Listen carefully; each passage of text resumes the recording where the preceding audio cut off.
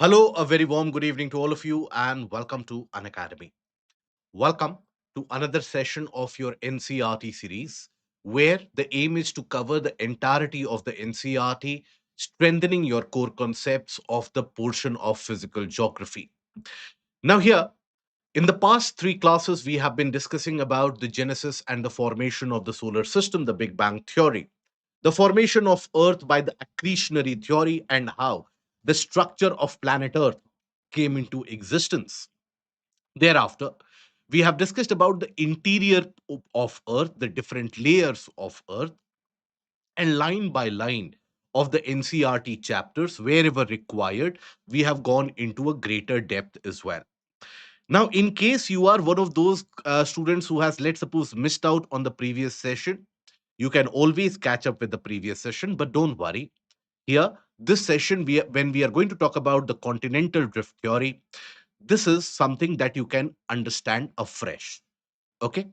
Now, we have also discussed about the earthquakes and the volcanoes that planet Earth does experience. Now we come to the case of the origin of continents and oceans. Now, this is a chapter which becomes very important for your examination in prelims as well as in the mains examination. In prelims last year, you had a direct question which was asked out of this. But also in the mains examination, you have had questions which have been repeated from this particular topic. And as is our nature, we will go slightly deeper as compared to the NCRT in certain topics as well. It will make your answer writing also very possible. Now, before I begin, let me also tell you in the past four classes, whatever we have discussed, please ensure that tomorrow and day after tomorrow you are able to analyze it or have a recap of it. On Monday, before the class, we will have a short quiz session whereby I shall be framing certain multiple choice questions of prelim standard, not easy multiple choice questions.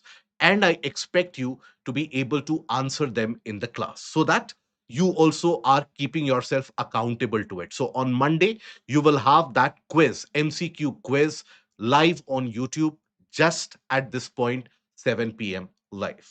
Okay. Now, here, what kind of questions do you expect in the examination? So here in 2025, you had a question. Which of the following are the evidences of the phenomena of continental drift? Okay. Now we will take a look at this particular question eventually and after the completion of the entirety of the topic. When will this course get completed? Now, this is a question that many of you have been asking. When will the course get completed? Don't worry, unless and until the entirety of the concepts are taught in as much detail as it is required for the examination, we are not going to leave you in a lurch. But overall, within a manner of 3 weeks, 2 to 3 weeks, we will be able to complete all the chapters of the NCRT at least. So that shall be the time duration of this course as well. At least 3 weeks of sessions will be required because there are 14 chapters.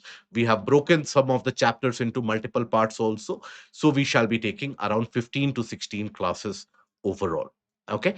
After that, we will have the other subjects also, which will run after this portion of geography, which gets completed. Okay. Now, here, this is the chapter that we are going to talk about, distribution of continents and oceans. Now, why is this chapter important for you? All of it will be available on YouTube itself, my dear. This is a YouTube initiative, 7 p.m. live onwards. Okay. Now, Anushka, this is more important for your examination. The class 11th NCRTs lay a better foundation for your examination. Okay. Now, here, why is this chapter important for us? Distribution of oceans and continents. For a long period of time, mankind, when they looked at the globe, when they looked at the map, they always wondered and they were always puzzled by certain aspects of the globe. For example, why is it that the continents in the southern hemisphere and even countries like India, they have a kind of a conical shape? All of them, you will observe, They have a kind of a conical shape. Even South America has a conical shape. They were also worried, or not worried, but rather they were curious about another question. Why is it that majority of the landmass of the world is concentrated only in the northern hemisphere and not present in the southern hemisphere? Okay, what is the reason behind that? So, because of these, and why is it that you have the size of the oceans like this? In certain areas, the oceans are small. In certain areas, the oceans are large. In certain areas, you have the mountains. In certain areas, you have the islands. Why do you have islands like the Japanese islands, the Indonesian, Philippine islands, the Caribbean islands in different parts of the world? Now, this was a question which had puzzled the geographers through the 1700s and in the 1800s as well. Now, in the 1800s, some of the American geographers, they came up with the very absurd kind of theories. Theories such as that planet Earth is contracting because it is cooling. And because it is contracting, that is why it is developing wrinkles in the form of the mountains, and that is why the Himalayas are there. That is why the Andes and the Rockies mountains, they do exist. Now, this school of geography was celebrated in the Americas, in US in particular. Such kind of theories were given much great amount of attention as well. But come the 1900s, that is in the 20th century, that is when things began to change. Science was understood to a greater detail, and this is where a major breakthrough was achieved in geography, and that too in an accidental fashion. How an accidental fashion? So let me introduce you to the individual here who completely changed the face of geography in the 20th century. And this was the individual with the name Alfred Wagner. Now, Alfred Wagner was the individual who basically was a meteorologist and a climatologist by profession. His specialization was what? His specialization was to study climate change across the planet Earth. That how over the multiple years the planet has been experiencing the change in climate. This is where Wagner, basically a German meteorologist, would travel all the way to Greenland and with his ship.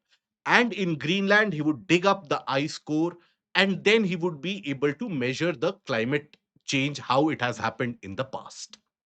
Because that was his profession, that was his area of expertise.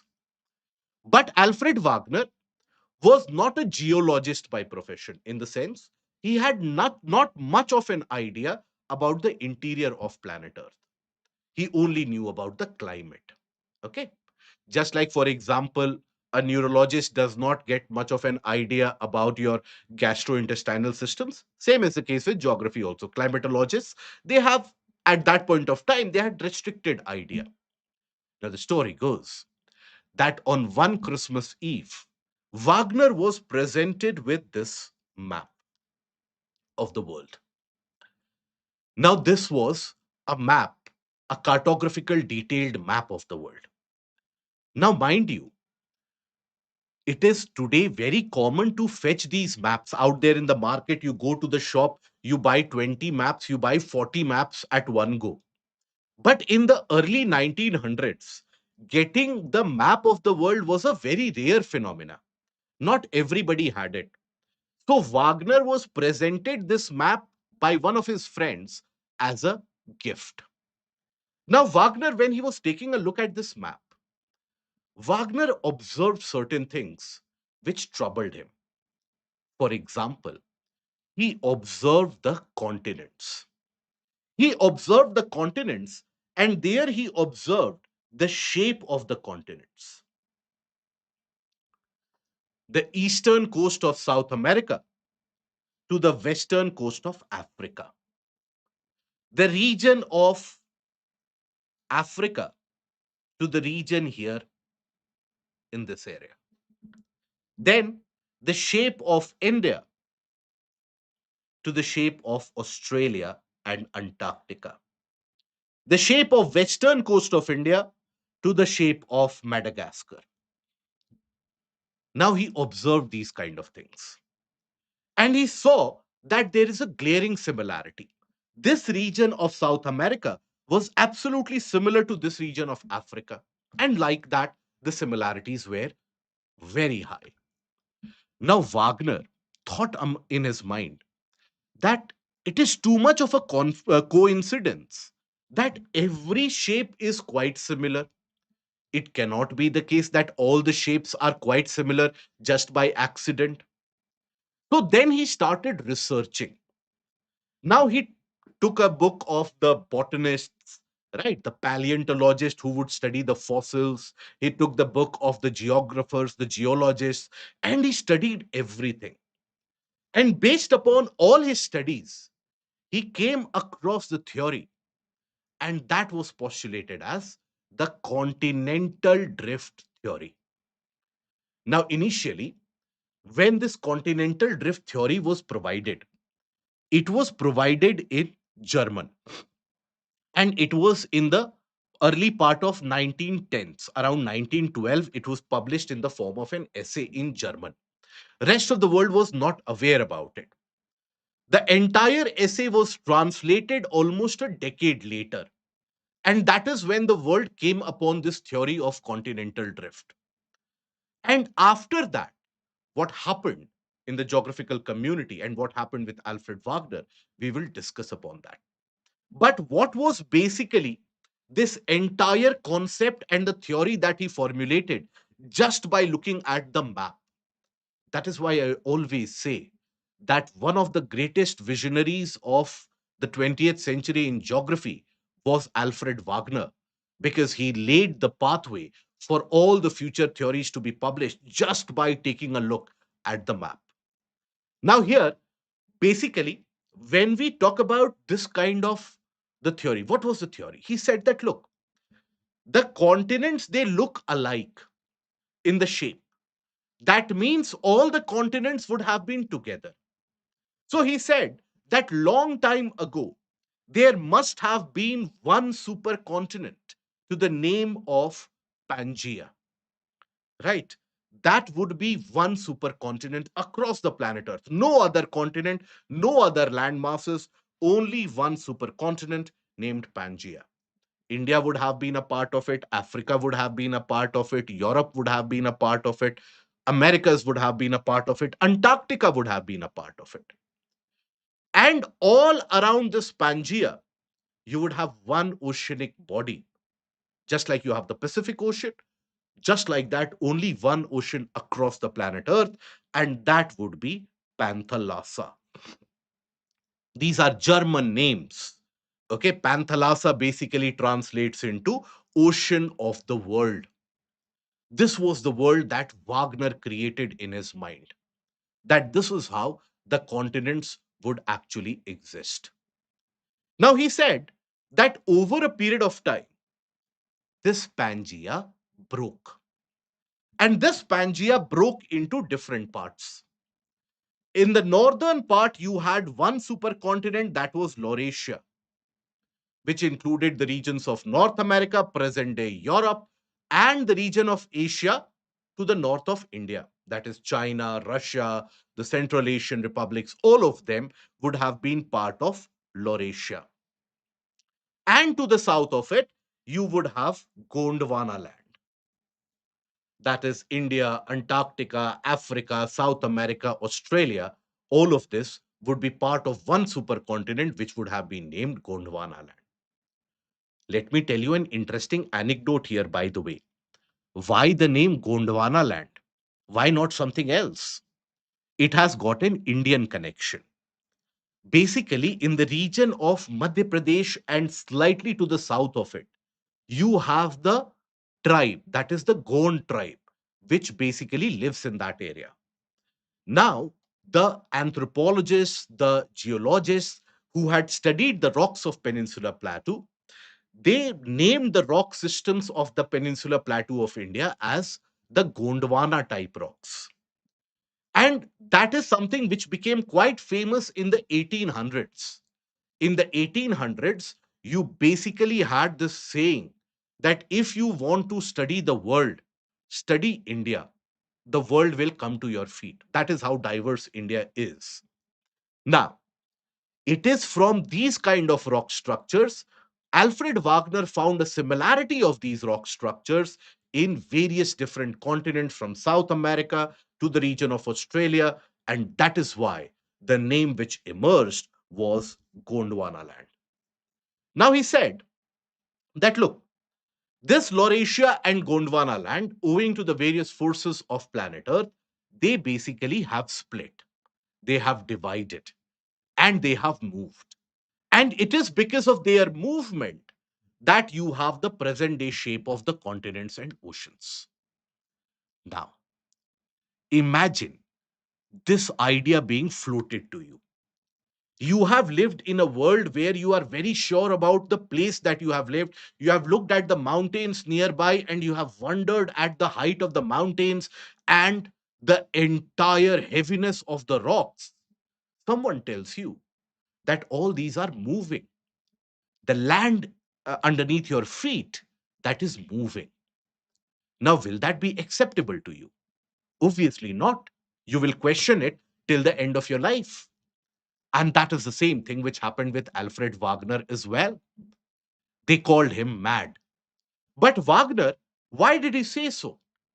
Wagner concluded or arrived at this theory based upon a series of evidences. Now, what were those evidences?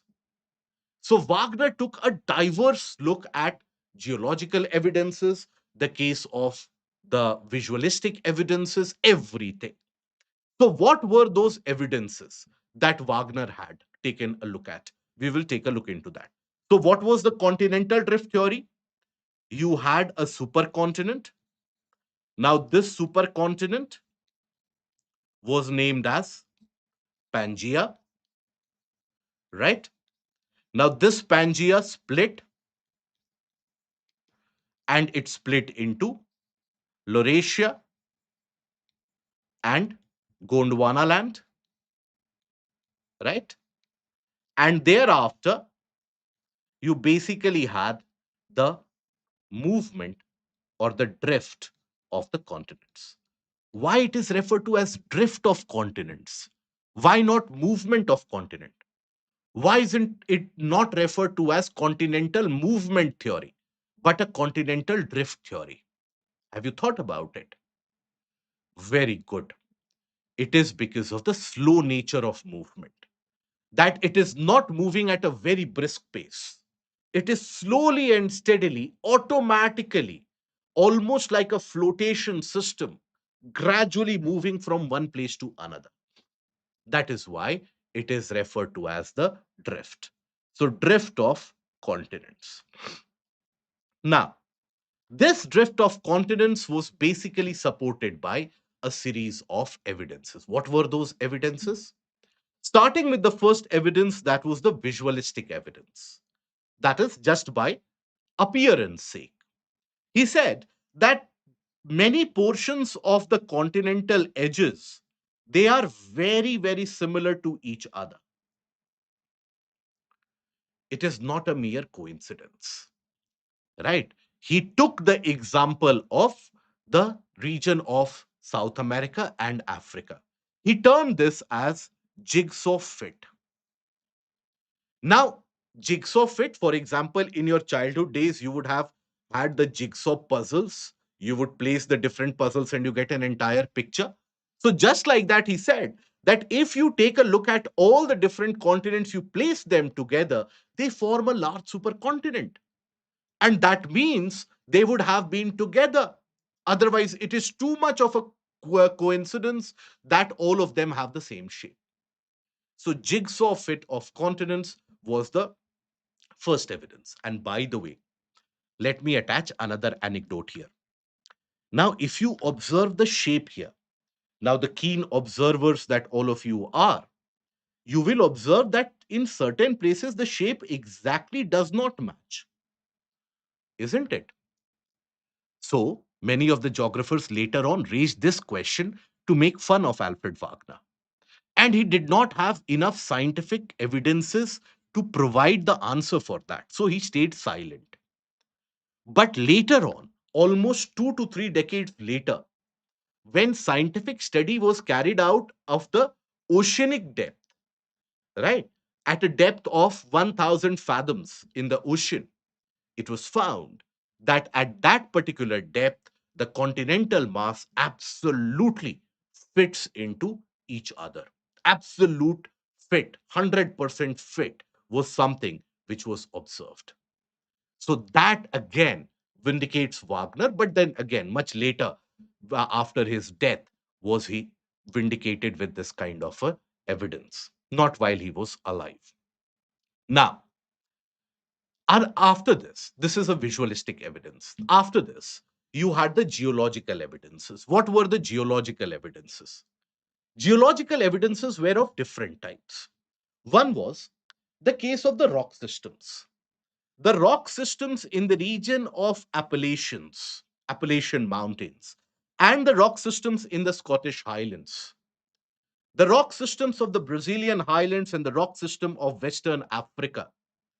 Now, these were basically of the same type, as in, and listen to this carefully, the rocks had the same property, the rocks had the same feature, the rocks had the same mineral composition, and the rocks had the same age also. Again, either someone is playing the strings and doing all of this deliberately, some supernatural force is doing so, or it is too much of a coincidence, or these places would have been together when these rocks would have been created. And later on, these continents have drifted apart. Right? So, that is basically another evidence of the Appalachian, Scottish Highlands, Brazilian Highlands, and the region of Africa. With this, Wagner said that it is a must that at one point of time, North America would have been joined with Europe. South America would have been joined with Africa, and they have drifted westwards, leading to creation of Atlantic Ocean. So this is where he for the first time came upon what is referred to as westward drift of continents. Remember this. I will ask you to recall this. Westward drift of continents. Okay? That is North America and South America. So North America from Europe and South America from Africa. Okay. But this was not the only evidence, that geological evidence that he provided. He provided other set of geological evidences also. What was the other geological evidence? Other geological evidence is the evidence of what is known as the placer deposit. What is a placer deposit? Let's suppose you have a mountainous system, right? This mountain or the highland system. Now, in this, as you can see, let's suppose you have gold which is embedded here. Now, gold is not soluble in water. If, let's suppose, rainfall happens and a river originates from here, now the river will start to carry some amount of gold along with itself and will deposit them in faraway places. Now, these kind of deposits, it can be deposited here, it can be deposited here, it can be deposited anywhere. Now, these deposits are far away. These are placed somewhere, right? Hence the name placer. Hence the name placer. Also referred to as the name placers. Now, this is known as source rock. Source rocks. From where the placers have been derived from. Now, when he identified the evidences of the geological structures, he found that in western part of Africa, particularly in the region around Ghana, you had substantial amount of gold deposits. But there is no such igneous rock in Ghana which has gold present in it. So, where did these gold in Ghana come from? He did not get an answer in Africa. But when he searched the geological records of South America, that is where he found that in the region of South America, in the Brazilian highlands, you actually have the source rocks where the type of gold that you find in Ghana is very similar. So that is where he found that basically placer deposits of Ghana gold is to be found, source rock is Brazil and the Brazilian highlands. Okay. By the way, just to tell you this and have an interlinkage, India also has got these placer deposits of gold. If you take a look at the region of Chota Nagpur Plateau, in Chota Nagpur Plateau, around the region of Ranchi Highlands, you have a river which is known as River Subarnarekha. UPSC had asked a question about River Subarnarekha 3 years back. Now, this river Subarnarekha, the name Subarnarekha means what? Line of gold. This river has got had got large amount of placer deposits as well. It has been extracted over the large number of years. But the source rock is the Ranchi Highland. And if you are able to interlink it with yesterday's class that we had discussed that in the region of Ranchi Highlands, you will actually find the batholith structures, Ranchi batholith. Okay, because the intrusive igneous rocks are exposed. Upper portions have been eroded over more than 2.5 billion years.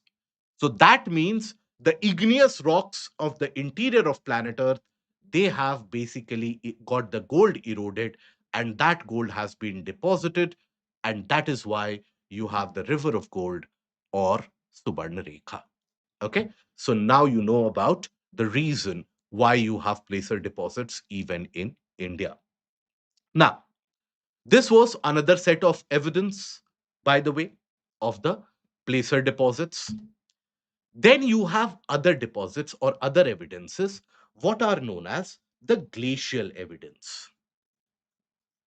Glacial evidence.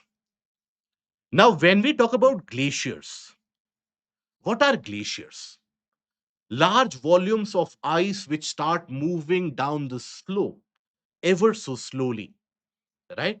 Eventually melt and then they fuel the river systems of the planet. Now, glaciers, they exert huge mass and huge amount of weight on the surface. No other force of nature in the world, of nature, I'm saying, no other force of nature can exert so much amount of force as is the case with the glacier. So imagine if you have this slope, the glaciers, they are rubbing against and exerting all the weight against the rocks. That is why when the glaciers move, there is a screeching sound that you will come across. A very loud screeching sound is what you will come across. Wherever these glaciers move, you find eventually when the glaciers would have melted, you will find this kind of a marking in the rocks. Such marking in the rocks cannot be created by rivers or by winds. It can only be created, such linear markings can only be created from glaciers. These linear markings are known as striations.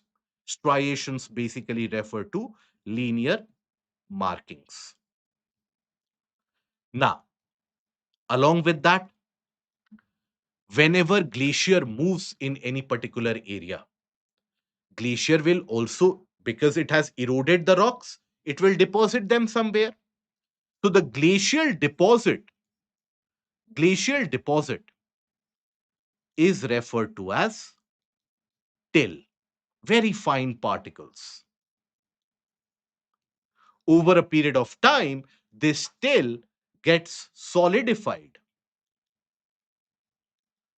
into rocks, and that is known as tillite. So, in any place wherever in the geographical history of the planet, if in any place a glacier has ever existed, you will find this kind of striation and also the tillite structure. You will always find that. Now, you know where Wagner found these? He found the tillite deposits in the region of peninsular part of India, in the part of Africa, in the part of Australia, in part of South America. Now, for example, you would have heard about the river Godavari in India. You would have heard about river Mahanadi, Kaveri, Krishna, isn't it? Now, Godavari, river Damodar, and river Mahanadi. In present day, you would have ratified the presence of coal at the depth of it, isn't it? So you would have thought about it in case that across these rivers, if let's suppose you consider one of these rivers, Godavari, now at the bottom of here certain crustal rocks, you found the coal deposits. Okay. Now this coal has been formed across these river systems somewhere around 200 million years ago.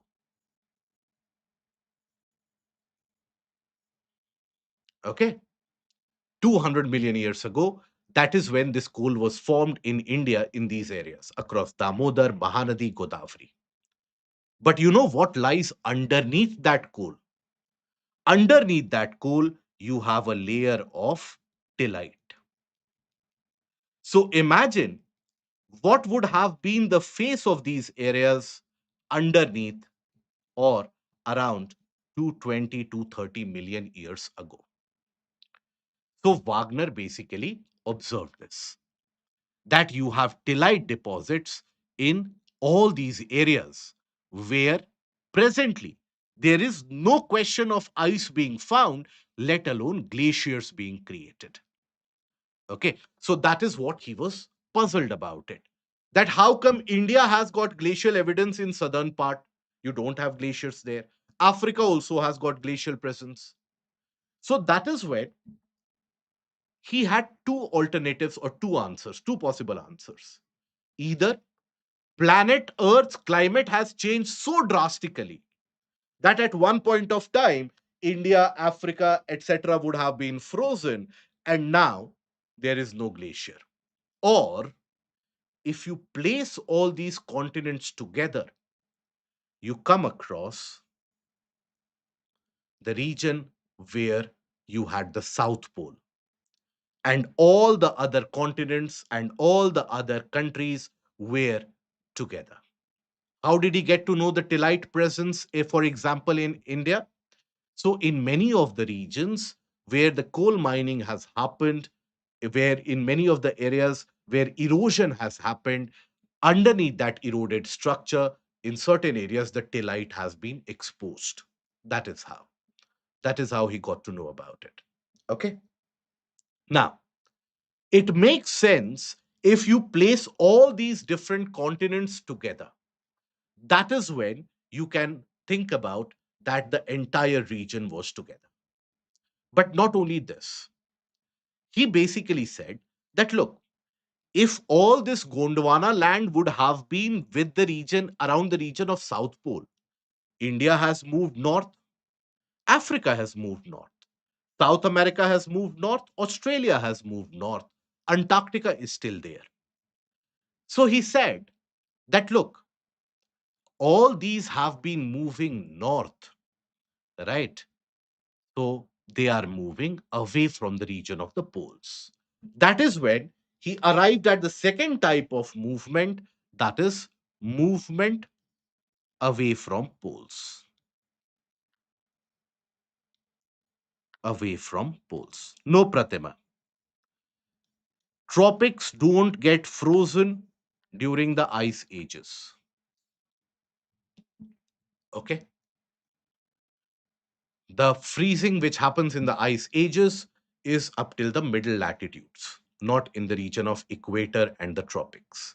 That is the reason why in the tropics and in the equatorial region you will find greater diversity of species, plants and animals. Why?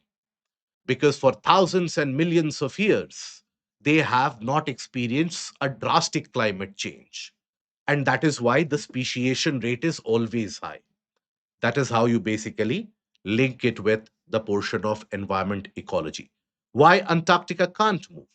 We'll come to that. Okay, but right now, let's look at the world from Wagner's perspective. Now, he had other set of evidences as well. And this was the evidence based on the species. Right. What was this evidence? This was basically what is known as paleontological evidence.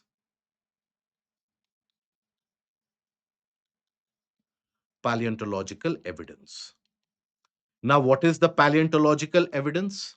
Paleontology, study of ancient fossils. Okay. So he basically found that a species, for example, Mesosaurus, an ancient old world reptilian species, which would have a length of around 8 to 10 feet at maximum. Okay. And it would live in fresh water. This species was to be found in South America also and Africa also. Fossils of this species was found in both the places, right? Mesosaurus.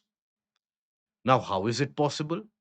This goes against Charles Darwin's entire evolution of life, the entire theory about it, that animals, you cannot have any species in different areas evolving simultaneously. For humans also, humans originated from the region of Africa and they migrated to the rest of the world. Any species originated from one part and migrated to the rest of the world. So how can you have a freshwater species which has its evidence in South America also and the region of Africa also? It is a freshwater species. It cannot traverse through oceans. Ocean is saline water. So that means they would have basically been together. Okay? So that is basically why you have the entire case where Wagner presented this theory, the theory of continental drift. World mapping, Revati, we are already doing in the special sessions, free sessions. We are doing world map every week, Monday, Wednesday, Friday at 5 p.m. Okay. We are already taking care of the world map, the continents, the rivers, everything we are doing. So you can join that. Same was the case with Lystrosaurus, Glossopteris as a fern, Cynognathus. These were some of the species whose fossils were found in different parts of the world. Now, based upon this, he formulated the theory of continental drift. Now, he had to provide the reasons also. For any particular theory to work, you need to have evidences. You need to have the case of even the reasons and the postulation of the theory. Now, what was the postulation of the theory? Postulation was that there did exist a Pangea, and this Pangea broke into multiple parts, and you had Panthalassa. Okay. And we have seen the evidence. What were the evidences? Visualistic evidence, that is the jigsaw fit, the case of geological evidence. We have seen the case of the glacial evidence or climatological evidence. Then we have seen the case of paleontological evidence. There are other evidences also. which Wagner basically, postulation means what you provide as a theory. That is postulation. Okay. So if my theory is candidates of UPSC, they get serious 3 months before the exam. That is my postulation. What is my evidence? 3 months before the exam, they suddenly start accumulating the notes. They want every detailed aspect, etc. What is my reason? Reason is that before that, they feel it is very doable. Anybody and everybody can clear the exam. So the postulation is that candidates get serious only 3 months before the exam. Okay. So that is the aspect of postulation of any particular theory. Right. Now, there are basically the reasons or the evidences, other evidences also. Just to tell you, it is not given in NCERT, but you should be aware about it. And you would be surprised by few of those evidences. What are those evidences? One is the case of coal deposits. Now, coal is formed how? Coal is created by the fossilization of plants. Okay. The plants, their wood, etc., gets fossilized, and you have the coal which is created. Okay. Now, if you observe the coal deposits in Siberia, part of Russia, now that is the area where you have substantial amount of coal deposit. Okay. But in Siberia, the plants which have created the coal, upon analysis, it was found that these plants would have been present at equator. Listen to it. The coal deposits in Siberia have been formed from the fossilization of plants which were present in equatorial region. So that means there are two possibilities. One possibility, one individual took all the plants from equator, carried it over to Siberia, millions and millions of tons of it, buried it almost 200, 300 million years ago, and that is why we find the Siberian coal today. And the second possibility is the region of Siberia would have been present closer to equator, and it has moved over the period of time. So obviously, the first reason is not something which is very feasible. Second reason is much more feasible. There is another animal evidence. You have certain one species of animal which is found in the Scandinavian region, that is in the region of Norway. Now, when climate suddenly changes, these animals, they still indicate a tendency of suddenly running to the west, and many of them, they fall into the sea because off the coast of Norway you have mountains, they fall into the sea. Many of them die as well. Botanists have basically the zoologists have basically indicated that this is a common tendency, a psychological and a generational tendency that these species have inherited because this was together. Okay. Not lemurs, the lemmings. Lemurs are your species of monkeys found in the region of Madagascar. These are lemmings. So that is basically again indicative of there would have been land millions of years ago to the west of Norway where there is no land anymore, but the species, they continue to follow that trend. So these evidences were basically supporting the theory of continental drift. Now, as per his postulation, there were two kind of movements. Which were the movements? One is westward drift, westward drift. Another is basically movement away from poles.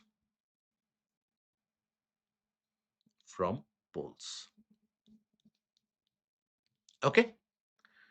Now, based upon this, Wagner arrived at the reasons to explain these movements. Now, let's take a look at the reasons that was provided by Wagner.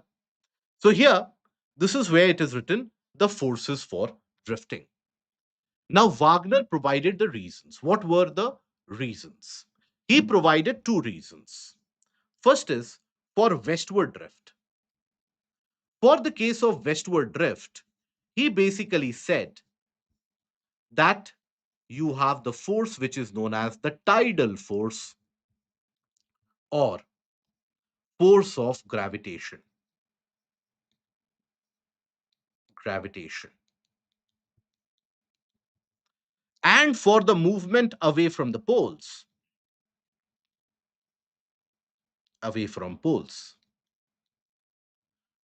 This is what was actually cited in German. In German, he basically cited this as Polflucht. That was a German word in his actual essay. Polflucht. This is a German word, which basically means flight away from poles.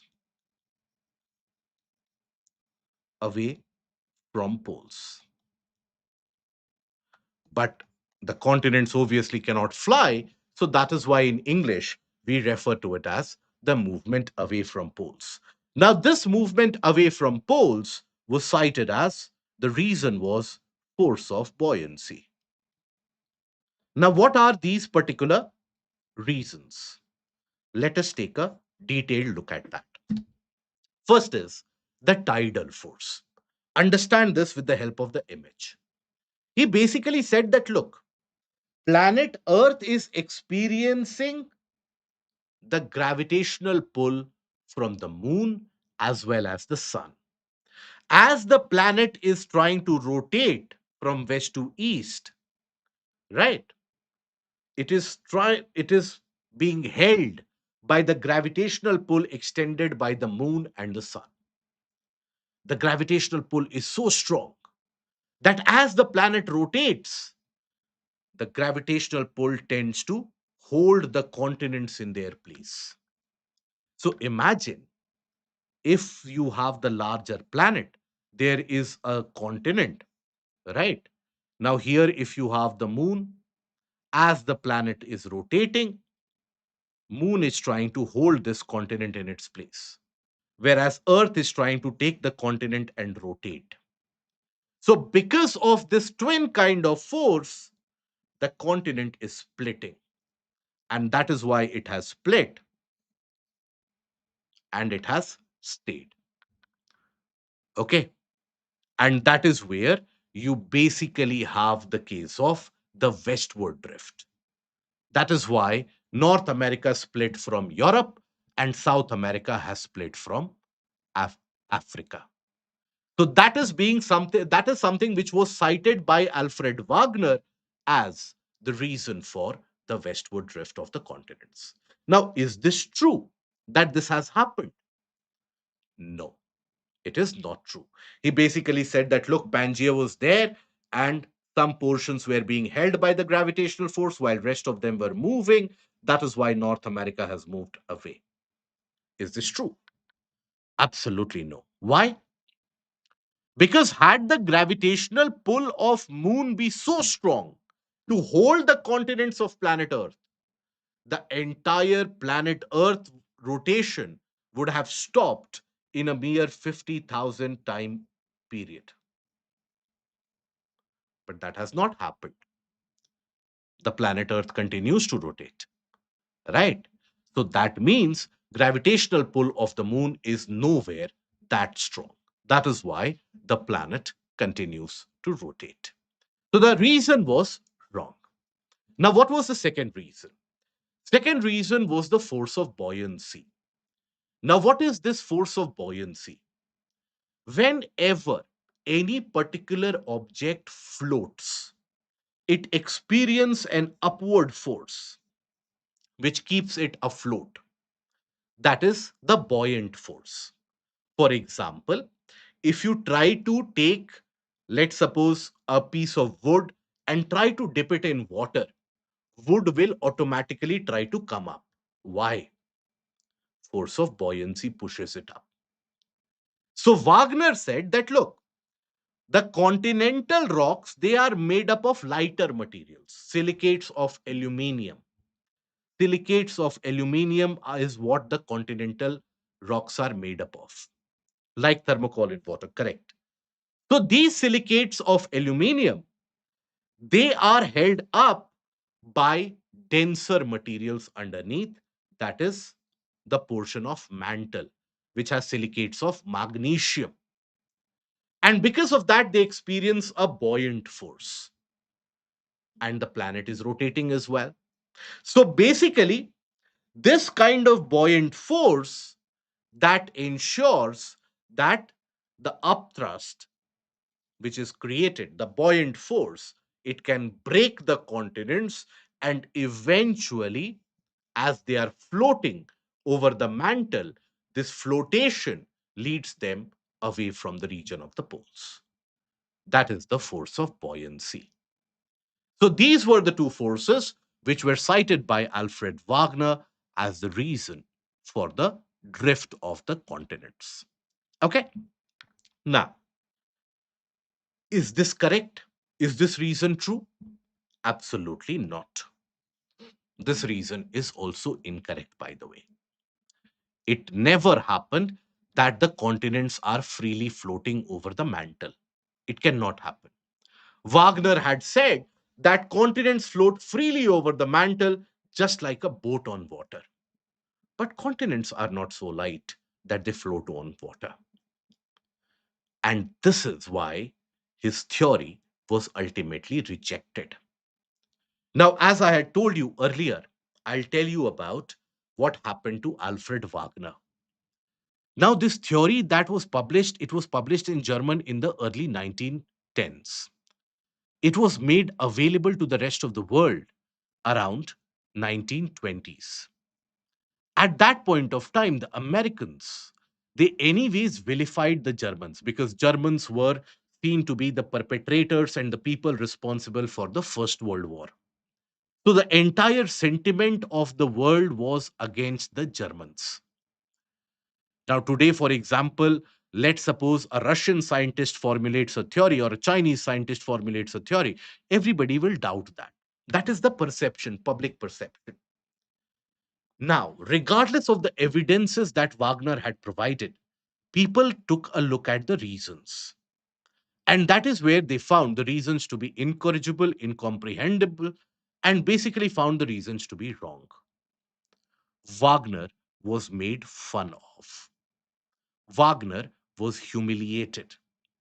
All the conferences which had called Wagner for any of the speech, those conferences were boycotted by rest of the geographical community of the world. The entire geographical community, they termed Wagner as a drifter. Why? Because he formulated the continental drift theory. Anyone who had initially also supported Wagner, they were also basically pushed into the category of drifters. So, no one wanted to be publicly seen with Alfred Wagner. Alfred Wagner, as a consequence of that, lost multiple jobs. Alfred Wagner, as a consequence of that, lost multiple opportunities. He was boycotted by the rest of the world.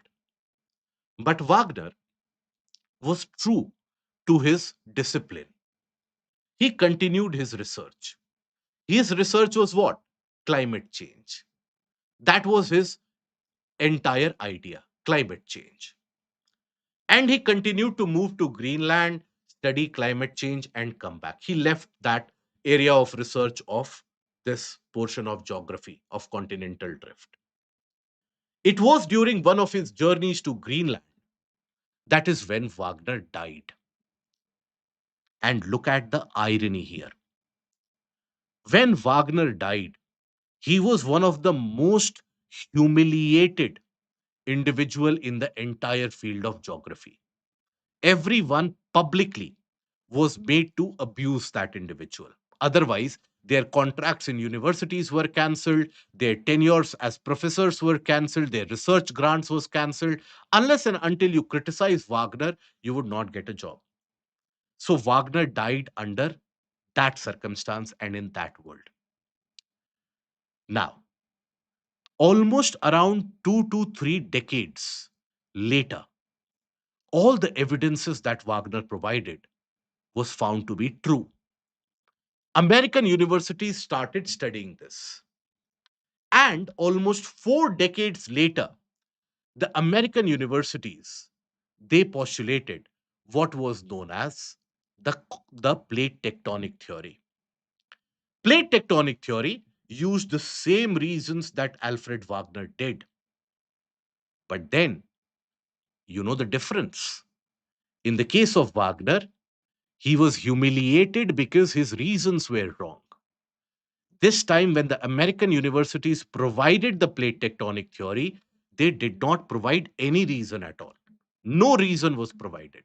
That why the plates move, why the continents move, initially, no reason was provided in the 1960s. But the theory was accepted, the theory was celebrated, the scientists were awarded and rewarded. Alfred Wagner died a death of when he was not even famous, when he was ignored. And it was only later on that people identified that had Alfred Wagner not postulated the continental drift theory, the world would still have been thinking about that planet is contracting. That is why the continents are drifting, or the continents are of this shape. So eventually, it is the continental drift theory which laid the foundation for the later on plate tectonic theory. Okay, I hope this is as clear as it gets. Now, there was another individual, by the way, and that individual was F.B. Taylor. F.B. Taylor in 1907 had also supported this. Alfred Wagner provided this theory in 1912. F.B. Taylor in 1907, 5 years earlier than Wagner, had also suggested this, that look, the continents could have drifted, right, based on the possibilities. Now, when Wagner was being humiliated at one of the public ceremonies, F.B. Taylor was called and he was asked to justify that either you are a part of the drifter community or you stand with the Americans. F.B. Taylor very cleverly said that, look, I had just said that the continents could drift. I have nothing to do with what Alfred Wagner has said. Alfred Wagner is truly an insane man. I do not adhere with his principles. So, there again lied a final nail in the coffin of the continental drift theory, to reject the continental drift theory. Okay, so that is basically the learning out of the theory of continental drift. Now, the case of the convection current and the sea flow, we will do it in the next session along with the plate tectonic. But before that, I want you to take a look into this PYQ and let me know the answer for this question. Which of the following are the evidences of the phenomena of continental drift? The belt of ancient rock from Brazil coast matches with those from Western Africa. The gold deposits of Ghana are derived from the Brazil plateau when the two continents lay side by side. The Gondwana system of sediments from India is known to have its counterparts in 6 different land masses of South America, Southern Hemisphere. All three of them are correct, isn't it? The first one, the geological evidence. Second one, evidence of the placer deposits. The third one, again, the placer deposits and the glacial striations. So you have 1, 2, and 3, which is correct. Okay. So all the statements in this particular question are correct. The correct answer is C. This is where we'll end the session here today. I hope you have liked and you have learned something out of this session. On Monday, we shall be discussing MCQs associated with all these. Then we will come to convection current, seafloor spreading, and eventually to the plate tectonic theory. There, we will also talk about the formation of Himalayas. So that will be all from my side here, guys. If you are liking this initiative of ours, if you have liked this session, click on the like button, share it with your friends, subscribe to the channel if you have not already, and put your overall experience in the comment section below. Till we meet again, do take care of yourself. Goodbye. Thank you.